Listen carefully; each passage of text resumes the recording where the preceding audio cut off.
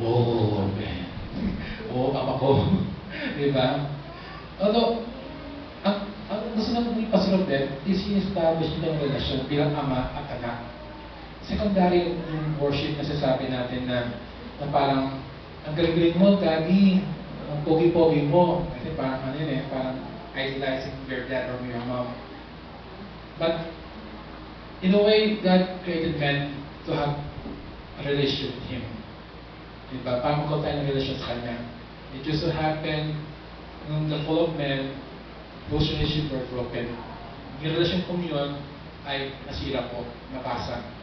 But through the Lord Jesus Christ, yun po ulit na-restore. Amen? Okay. Right. So, wait, wala tayo. The third is, the Father gave the thing He loved the most, His Son, not terrified. 3 is to provide eternal life. 4 is to enable believers to do good works. Okay. Now, ano yung kata, ano yung Pastor Roberto yung last comment tayo? Gusto kong bumait pero di ko magawa. Gusto kong bumait pero di ko magawa. Nasa Diyos ang awa sa tao ang gawa. Yo. I mean, it's hard for us to do good stuff, to do good works. But I do believe that because the Holy Spirit that resides in us, may mga bagay kayo na hindi nila ginagawa, ngayon na dati yung ginagawa. Kung dati kayo manginom, kayo ay nag-drugs, kayo ay pag-away, kayo ay nangalunyak, kayo ay gumagawang bagay na hindi tama sa mata ng Diyos, once na you accept the Lord Jesus Christ as your Lord and Savior, and the Holy Spirit resides in you, you will have second thoughts. I will not say that your old nature, your old sinful nature is nawala totally. At yan pa yan because you're still the flesh. Ano rin yung urge. However, when you are under the grace of God, when you're under the Holy Spirit of God, alam mo, Lord, He is strong, alam ko malito ito, but Lord, through your grace, help me. Diba? Yung mga bagay na di mo, na to a point na you will not do anymore of those bad stuff. Enable believers to do good works, to provide a way for believers to live with the Lord forever. For us to have an eternal life. And 6 is ito yung importante. To manifest God's grace. Diba? The whole divine motivation of salvation is to manifest His grace to us. Ipakita ng Panginoon sa atin yung kanyang grace, yung kanyang buong pagmamahal sa atin. And salvation is love. It's a manifestation of His love to us.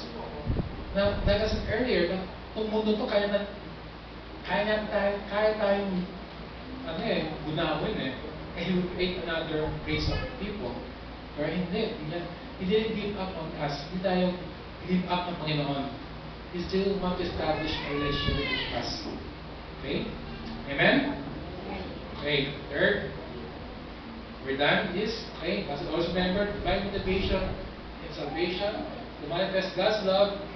The Father gave the thing He loved the most, His Son, to provide eternal life, to enable believers to do good works, to provide a way for believers to live with the Lord forever, and 6 is to manifest God's grace. 4 is, the importance of salvation. Ano ba yung importance of salvation? How come it's so important? Why salvation is so important? Ba, syempre, importante po. Diba? I mean, you could be a member of this church for eternity, but if you don't have salvation, sayang lang. Diba? The reason why we are here because we are saved. The reason why we are here because we have a relationship with Christ as our Lord and Savior.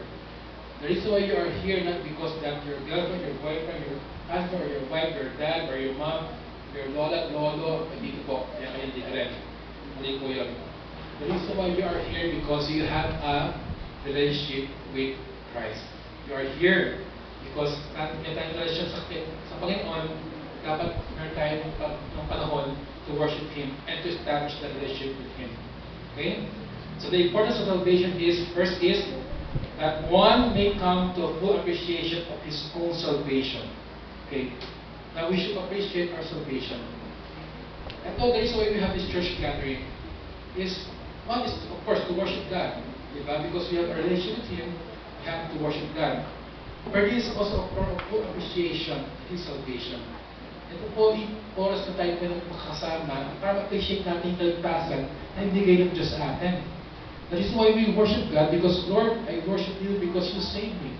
I appreciate your salvation, I appreciate your grace, and Lord, I want to give back to you through my worship, O Lord.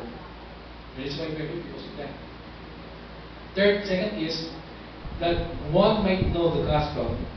If there is a plan of salvation, every person must know it. As Christian, di naman po tayo dapat makontento na mga tayo na po rito. Bilang Christian po, hindi lang po parang, okay lang, stigma ko, yes, may sana ako, litas na ako, I have eternal life, blah, blah, amen. I'll get to see you, Lord, next year or years to come. Pero, that is why that there's salvation, the importance of salvation is for us that one might know the gospel. If there's a salvation, every person must know it. Every person must know salvation. At ang salvation po, hindi naman po yung biglang mapapapak lang. Kung tayo, sa parang natin tayo ay naligtas, sa parang natin tayo nakakilala ng Kristo, so parang po ngayon, dapat ganda yung paraan ng ating mga mahal sa buhay, kaibigan, kamag-anak, ay sa ganun parang din nila dapat malaman that there is a Christ who loved them and there's a Christ who want to give salvation to them. We have to share the gospel. Kung instead na puro lamang angst, puro lamang mga jokes on sa text or sa Facebook, ano namang mga WeChat or line or something, I mean, we should put proper use of it by sharing the word of God. Amen? But for people to know the gospel of salvation. Third is, similar to the second, is that the lost may be evangelized, the gospel may be preached if men are to be saved. Yung una kayo po kasi only that all of us should know the gospel, but also for other people to know the gospel. Amen? Dapat po ang ating siya po ay hindi naman po comforted lamang. Diba? We should also be mission-minded. Na dapat po tayo, hindi naman po tayo komportable lamang na tayo ligtas, pero dapat mission-minded tayo. At tapos, ano yung sa buhay natin ay makakalala din sa Panginoon. Amen? Dapat we have that kind of desire. Okay? Last. Second, third to the last. Amen? Excited tayo lahat? Amen, no? Enjoy pa, happy. Ito subtopic lang to eh. Meron pa ako main topic yan, ito subtopic. Meron pa ako second main topic. Okay lang sa inyo second main topic, okay lang? Hindi mo na kakain ng lunch? Kasi time late eh. Parang ako, minsan, ganyan. Parang may pasok kami, kwento nun. At there's one fact. Kwento ko na kapag hindi ba mag-boring naman ha. Si Sir, parang puro teacher, ay magkwento. May isang pastor. Ang church na super ang galing when it comes to attendance. Walang late. Kasi may usapan sila. Pag may isang tamang late, may dagdag sa kanyang message 10 minutes. Kaya pag may 10 taong na late, may additional 10 minutes sa kanyang message. Kaya instead na, pag masyadong, kaya pag may malate na, ay napapasukin na yung mga miyembro. Kaya maaga pumasok yung mga miyembro na. Kaya huwag natin gawin bibili, delikado tayo. The process of salvation. Okay. Ito magkala to I want you to analyze this. Okay. The process, ito yung proseso ng kaligtasan. First is, okay, isipin nyo, no, once na you read this, isipin nyo kung ito ay Calvinism or Arminianism. Arminian, pag-ihapang Arminianism. Either he's a Calvinist or Arminian. Okay. First is, God the Father purpose, plan, and provided for our salvation. Sagutin niyo sa mind niya, no? Calvinist, Arminian. Okay. God the Father. Kung nakikita kanina, yung first part natin, alam niyo yan. Ano yan? Second is, God the Son procured and secured our salvation. Okay. Third is, God the Holy Spirit applied our salvation. Okay. Isipin niya pala yan. That Calvinian, Arminian, Calvinian, Arminian. Sa mga nag-aabot kayo kami si John Calvin at si John si Joseph Arminius, tayo sa natin. Pero, napas nyo dito, the Trinity, God the Father, God the Son, and God the Holy Spirit. Ang proseso sa salvation, through Trinity yan. Of course, God, di ba? God gave His Son as our Lord and Savior. Okay? The reason why God the Father, di ba? His purpose for us, He planned that all of us will be saved. Hindi lang yun. Hindi lang niya inisip, kundi He provided the way for us to be saved. At yung kanyang provision na kaligtasan sa atin, hindi niya pinadala si Muhammad. Hindi niya pinadala si Buddha. Ang pinadala niya sino? Jesus Christ, His Son. The Son procured and secured our salvation. When He procured, parang binili niya, kinuha niya for the word procurement, di ba? And what? He secured our salvation. Secure niya kaligtasan. But through what? But through what? The Holy Spirit applying our salvation. Because of the Holy Spirit, He nag-convict sa atin na tanggapin natin si Kristo din ang kapaligtas. Remember, John Calvin, Holy Spirit, Christine, we were swept away. No, we cannot reject His salvation. Arminian, diba? Through the Holy Spirit, diba? We have the free will to accept the Lord as Lord Jesus Christ. So the question is, this is Trinity yan. Kasi niya. So the question is, are we Pentecostal, tayo? Evangelical / Pentecostal / Full Gospel Church? Maganda yun. Ako, yung sa Baptist, I grew up in Baptist Church, hindi ko mabit ang ilayan. At, are we an Arminian or Calvinist? Diba? Based on what you heard, what you read earlier, ano po kaya tayo? Ito po ang kasagutan. At humanda kayo sa aking sabot. Hindi lang po yan. Kung tayo po Calvinist or Armenian, ito lang po. Sorry po. Yung summation. Ito ang sagot ko. 1 Corinthians chapter 2, verse 7. No. The wisdom we speak of is the wisdom we speak of is the mystery of God. His plan that was previously hidden, even though He made it to our ultimate glory before the world began. Okay? Tapos sabi ko doon, ganda eh. Kasi totoo talaga. And then, before that, for that verse, I forgot this. May basa ako eh, matagal ko kasi. Umpiyaan niya si John Wesley, and then he made an argument, he made a debate with this person. Hindi ko lang kung si John Knox or this other guy. Si John Knox, si John Wesley is an Armenian. While John Knox is, hindi ko lang kung si John Knox po lang, but this John Knox, he is a Calvinist.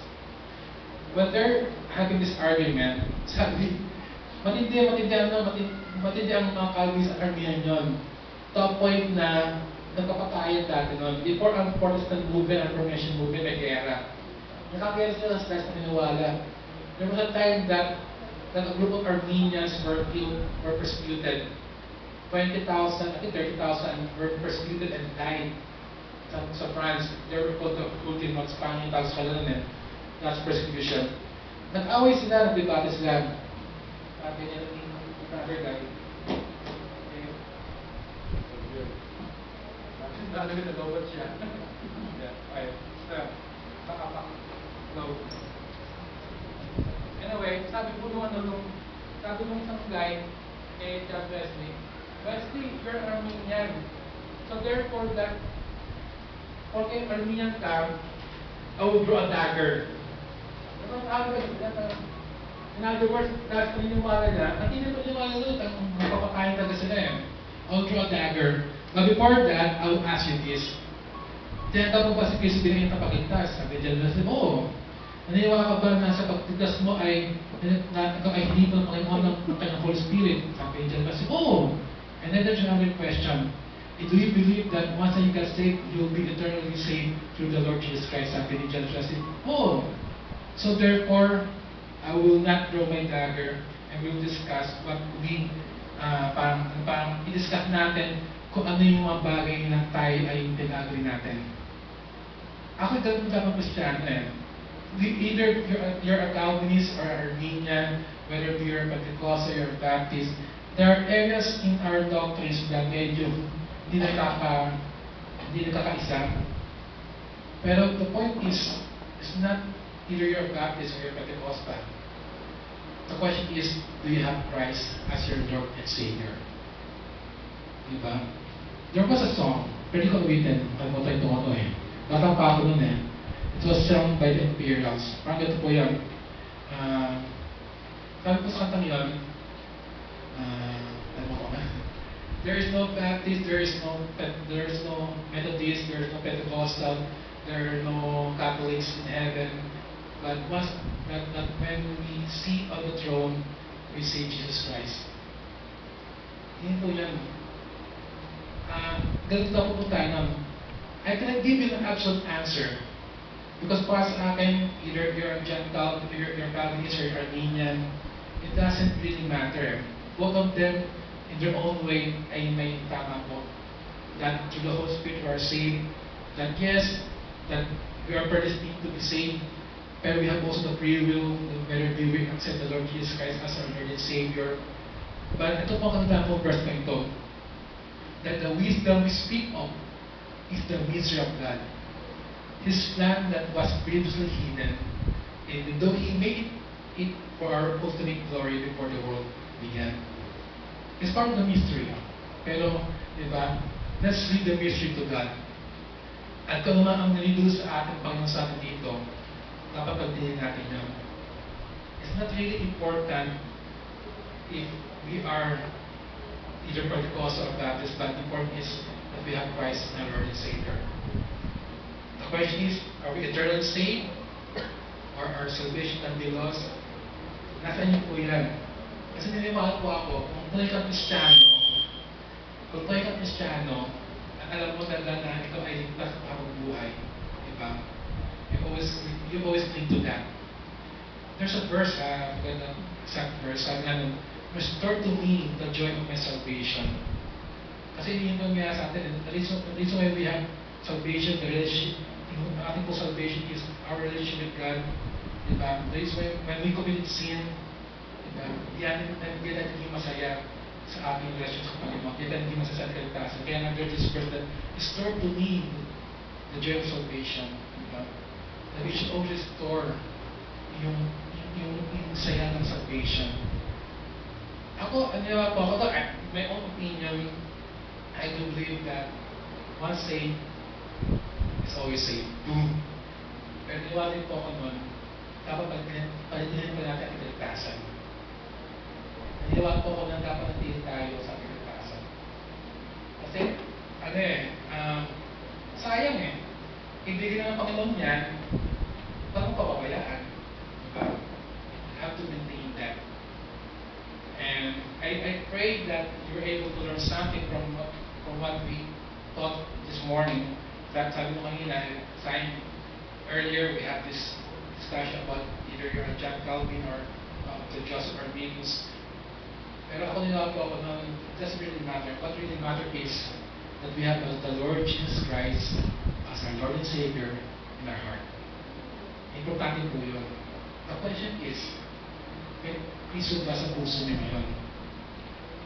Diba? So ngayon po, I'll give you the free will. Kung sa oras pa ito, narinig nyo, nabasa nyo, na ang kaligtasan ng Panginoon ay sa mga divine motivation na ibigay niya kayong anak para sa atin, di ba, sa Kristo. The question is, will you have this chance? May chance kayo. At niniwala ako, this is not an accident that you are here. You are predestined to be here. At the same time then, it's still up to you. And you want to accept the Lord Jesus Christ as your Lord and Savior. Sabi nga po nun, in every one of us, there is a vacuum. There's a certain hollowness in our heart. And only God can fill that up. Mas Kristo lang ang pwede mong fill in kung vacuum na yan. The question is, do you have that vacuum in your heart right now? Kaya naman tayo. We're going to pray. The lesson is over. Our lesson is over. The question is, ano yan? Pakagad yan.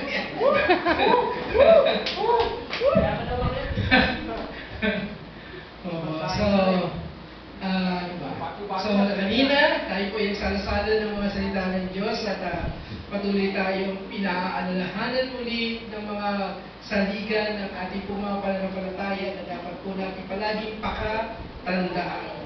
Okay, so dapat po natin pahalagahan yung kaligtasan na meron po tayo sa Panginoon na tayo po ay magpatuloy sa mga turo at aral nito. Kaya nga, pinapakita po natin yung totoo, pinapaalam po natin yung tama, nang sa gayon kapag mayroong mali at mga bagong katuruan na umiiral ay madali po natin siyang masasawata at hindi po natin siya, hindi po tayo madadaya. Napaka-importante po na dapat po natin matutunan kung ano yung totoo at tama, nang sa gayon makilala po natin kapag may maling aral na sumasalubong po sa atin. Kaya nga, napakaganda po nang iniwan sa ating salita ni Kuya Gary. Hindi malaga kung Arminian or Calvinist ka, ang pinaka-importante, palagi tayo sa Diyos. Palagi lang tayo sa kanyang magtitiwala, sa mga salita ng Diyos tayo, titingin palagi.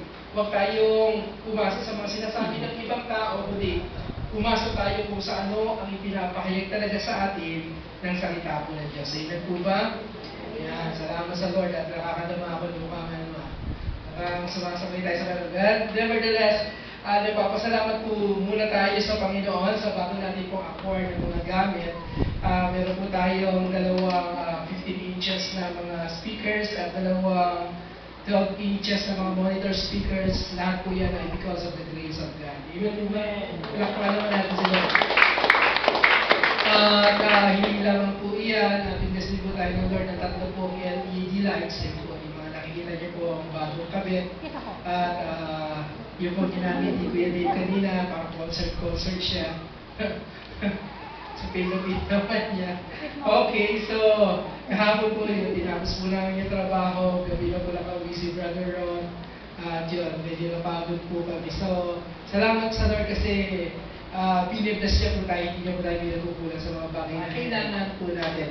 And by the way, this is my way of saying I am excited for the upcoming 27th anniversary. So, hindi naman masyadong excited kasi papasok pa lang ang July ay ayan na.